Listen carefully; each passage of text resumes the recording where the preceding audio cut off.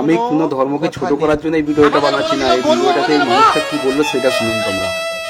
গোমাতা গোমূত্র পান করলে ৩৫০০-এরও বেশি রোগ সেরে যায়। বলুন তো, গরুর মুত খেলে যদি ৩৫০০ রোগ সেরে যায়, তাহলে তো পিজির মতো হসপিটালে মেডিসিন নয়, গরুর মুদ রেখে দিত।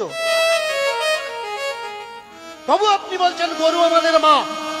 হ্যাঁ, গরু আমাদের মা।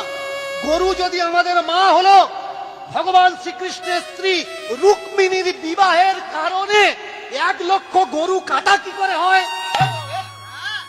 রুক্মিণীর বিয়েতে ১,০০,০০০ গরু কাটা হচ্ছে। খাচ্ছে কারা? মোল্লারা খাচ্ছে। প্রমাণ ব্রহ্মবৈবর্ত পুরাণ খুলে দেখে নিন। দীনকৃষ্ণ ঠাকুর ভুল কথা বলছে না ঠিক কথা বলছে? তাহলে গরু আমাদের মা সাজিয়েছে কারা? কোন রাজনৈতিক বিচারধারা। শুধু